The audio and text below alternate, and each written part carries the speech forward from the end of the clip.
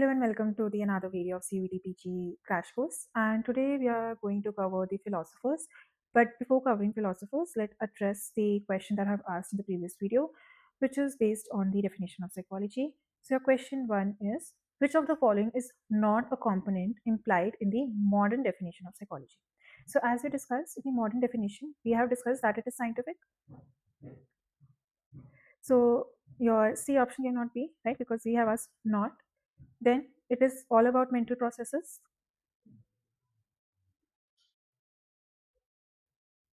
So empirical investigation, we do need of mental processes, so this cannot be your option. And your third, we talked about your behavioral component, right? So objective study of behavior, yes, it does include. So this cannot be an option. So through elimination, we can answer that it is D, metaphysical explanation of consciousness. Now, by metaphysical, what do you understand? Metaphysical is basically meta is your beyond. Okay, and physical is basically whatever we can see, feel, right? Physically present in the environment. So metaphysical means which is beyond this world, like higher energies or supernatural. Okay, so do we study supernatural concepts here? We do not. We study whatever we can find evidence of, right? So this is not the part of your modern definition of psychology. Now let's jump to your philosophers, which is today's topic. As I told you earlier, that psychology has came from philosophy and physiology, right? So what philosophy used to say is basically it deals with all your big questions like what is the meaning of your life, what am I, what is the purpose, and everything like that. Okay. So according to philosophers, ancient times, the definition of psychology used to be that it is the study of soul. Okay, and your soul can be interpreted as your mind because nor mind or soul has any physical evidence, physical entity, right? It does not. I cannot measure it, I cannot see it, I can only feel it, but I cannot see it, right? It's not observable. So your philosophers used to have a debate that is of dualism and monism. One dualism used to say that your mind and your body are separate entity. So for example, let's take an example of exams. For example, you have your exam in 2 days, right? And it is an exam of CUET PG, why not? So there could be multiple thoughts that might be going on, like I might mess up. Will I be able to get in my college?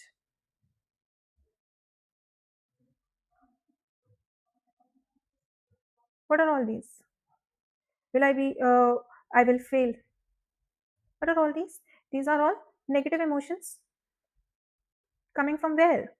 Your mind. And because of these negative emotions, now your body response would be there, right? Like your heart racing, high blood pressure, what else? Sweating. Now, all of these are what? Reactions to what your mind is thinking. So, these are all reactions, these are body responses, right? So, as you can see, mind and body are separate. That is basically what dualism used to say, that your mind and body is separate. As simple as that. Dualism has two thoughts, which is interactionism and psychophysical parallelism. Your interactionism was given by Rene Descartes. We will be studying this, okay? And your psychophysical parallelism was followed by your Wundt and your Fechner. So your Fechner is the father of psychophysics. Okay, let's understand your psychophysical parallelism because we'll be doing interactionism in detail. So we'll understand that later.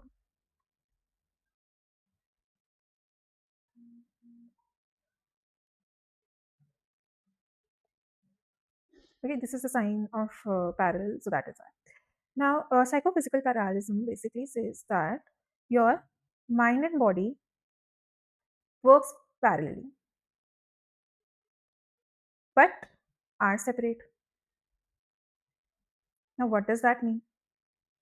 It basically means, let's take an example of this as well. So, for example, when you are smiling, or let's twist it another way, when you're happy, you smile, Happy is what? Your emotions. Smile, I can observe it, that is your body reaction. Now, aren't they working parallelly? You're happy, you're smiling. You're angry, you're making an angry face. You're sad, you're crying. So these are all working parallelly, but separately, right? That is what psychophysical parallelism is all about.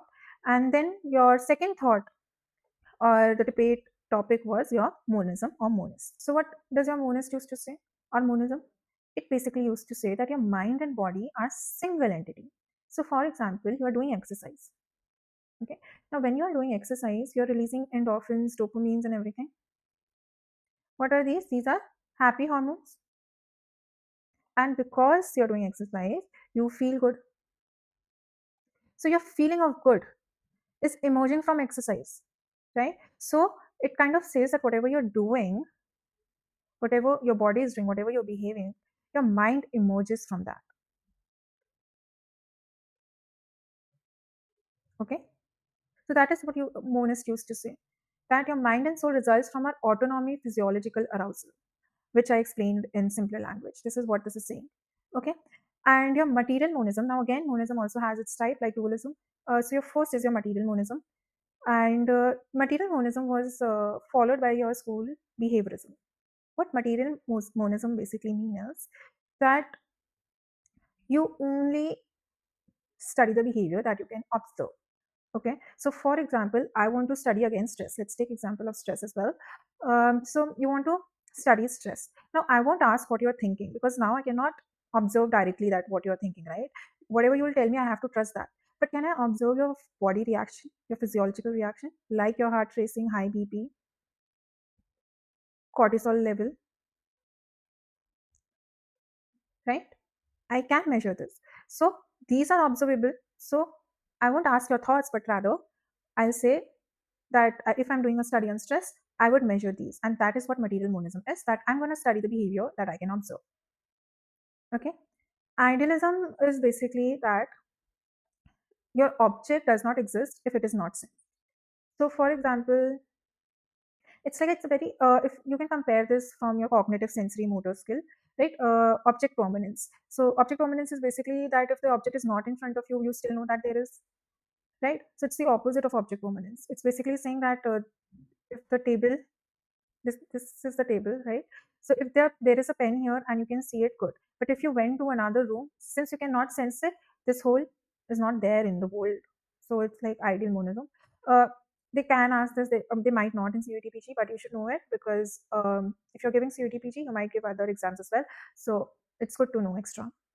And then neutral monist is basically that you heard neutral, right? That India is also neutral in most of its stances, right? So neutral is basically that I have no strong opinions of monism, so I'm neutral. So you have William James, father of your functionalism, right? So William James was a neutral monist. He wanted to be a dualist, but he couldn't find any evidence of dualism, and that is why he was a neutral monist. He had no strong stance on monism, but since he couldn't find any evidence, he couldn't prove dualism, so he became monist. And that is basically the debate of your dualism and monism. I hope you understand this because in your exams, mostly how they ask the question from this is basically that they would ask you, they'll give you a list ABCD, and then they'll ask who's dualist in this, or they might ask who believe that mind and body are separate, right? So you should know what dualism and monism is. When we will be discussing the individual philosophers here, I'll be telling you that okay, he's monist, he's dualist, and everything. Okay, so do not worry about that. Another debate that we'll be discussing now is about rationalism and empiricism. So let's first discuss rationalism. So your rationalism viewpoint basically said that knowledge comes from reasoning or logical thought.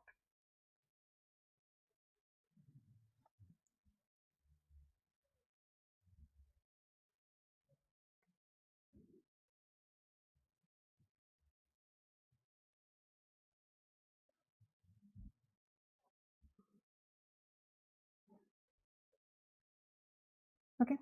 So I don't need to have evidence. I can explain simply by reasoning. Your Socrates, what he used to do, he used to walk on the roads and he used to just grab one guy and used to ask questions and he used to prove his point like that. Okay. So rationalism is basically says that You can prove by reasoning, you can prove by logical thought. Why do you need evidence for everything? In modern psychology, if I give you an example, Freud is the perfect example. You know, Freud's theory cannot be scientifically proven. It cannot. There is no evidence of it. What Freud said was always based on reasoning. These are all theories, but I cannot like prove it scientifically. For example, his theory of structure of mind, id, ego, superego. Is there any physical evidence of it?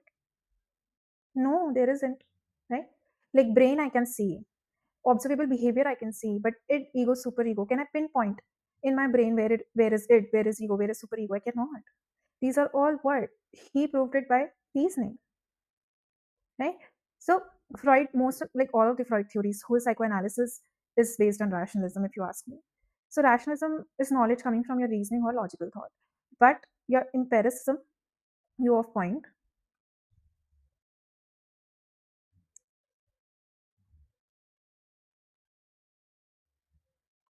is the opposite.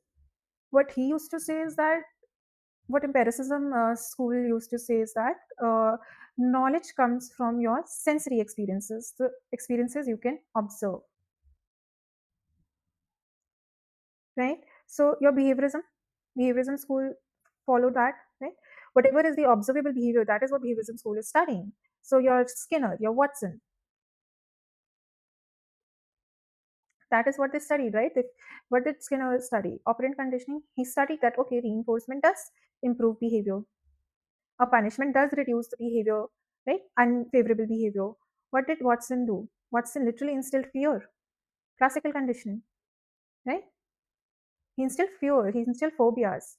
So that is empiricism, knowledge coming from your sensory experiences. Okay. So whatever it is, whatever is observable, that is empiricism basically. And whatever is not, whatever we are proving through reasoning, through questions, through logical thought, that is your rationalism. Okay, so I hope you understood empiricism and rationalism as well. And now, last topic that we have to discuss before going to philosophers is your inductive versus deductive reasoning. Inductive versus deductive reasoning. So, inductive is basically going from specific to general. For example, let's take an example, specific to general, right? So, let's say that flashcards is good for study. Okay, let's make more specific. Let's take an example of three students, student A, B, and C. I observed that student A studied from flashcard and he scored good in CUET PG. Okay. Then student B again studied from flashcard and he scored good in the exam as well. And student C did the same and got the same result. So now what would I interpret? That okay, studying from flashcards will help me crack CUET PG. But will it work in all cases? Will everybody be happy with flashcard technique? No, because everybody has their own way of studying, right? So why? Because I have taken it from specific examples. Where do we use specific examples? Case study, right? Phenomenology. These are all what? These are all your qualitative studies. So inductive reasoning happens in qualitative studies. Okay. And would it be rationalist or empiricist view? So your rationalist uses inductive reasoning, whereas deductive is used in your experiments, quantitative study. We are going from general to specific. So, for example, all humans are mortal, right? We are mortal, we are gonna die someday, right? So, all humans are mortal. Let's take Socrates only. Socrates is a human, right? Socrates was a human, right? So, Socrates is also mortal. Now, I can prove this because all humans are mortal and Socrates is also a human, so he is a mortal as well, right? Or if I want to take an example from, let's say, let's take an example from operant conditioning. Let's take that reinforcements work well when increasing the favorable behavior. It does, right? When somebody gives you compliment, you want to work hard, right? So if I give, so candy is a reinforcement. Let's say candy. Okay? Candy, candy is a reinforcement, right? Everybody likes candies. So if I give a child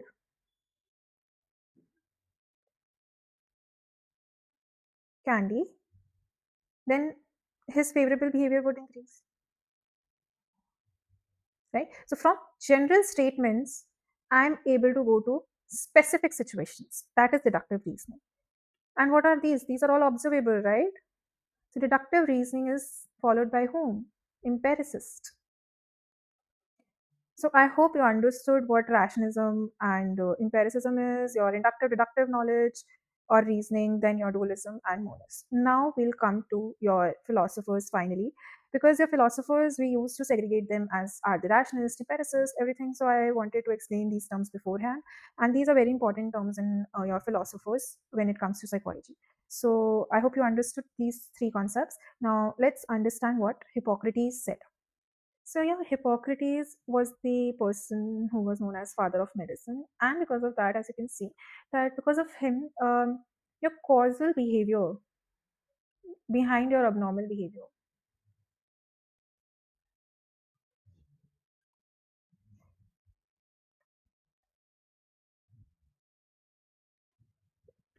So your causes behind your abnormal behavior was first identified or explored, you can say, right?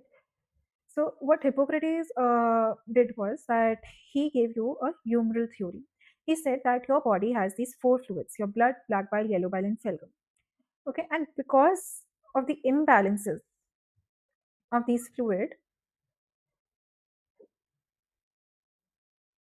is what making you behave abnormally or is what leading to disorders, right? So you can say like Hippocrates was if like from Hippocrates you can say that your disorders, your abnormal psychology, clinical psychology was first came to start exploring this field at least. And then Galen came and Galen gave the temperament theory, and from temperament theory you can say that this was the foundation for your personality psychology. Okay, and Hippocrates was also a dualist, as you can say. He clearly is saying that mind and body is separate, right? Because your body fluids are different and your mind is different. And if your body fluids are unimbalanced, what you are doing, you are performing abnormal behavior. And now I've already like made you understood what monism and dualism is. So I hope you understood how come he is a dualist. Now with Galen, Galen basically said that he basically refined or what we can say extended the humoral theory and gave temperament theory. And he said that your blood gives you the temperament sanguine. Okay. And your sanguine temperament is basically that you're happy, you're courageous and everything. So this is your happiness, your cheerfulness. Okay. Your yellow bile gives you the temperament of choleric. That is that you're short tempered, ambitious, you get easily angry. Okay? So these are what yellow bile used to do. If there is black bile, then it gives you the temperament of melancholy, right? You become really sad, upset, depression like state. Okay, so that is what black bile is. And phlegm is your phlegmatic, where you're very calm, like saint like, you become saint like, very calm and pleasant. Okay, so that is what Galen used to say. So this became your foundation of personality psychology. So your video is getting really long. So I thought to divide this video in two parts. So we'll do the other philosophers in the second part of this video of philosophers in psychology. So stay tuned and I'll bring back really soon. The third video would be on goals in psychology. So be ready with that as well. Um, yeah, that's all. Thank you for watching this video. Stay tuned and subscribe to this playlist as well because I'll be uploading all the videos about the crash course of CUET PG in here. So yeah, bye.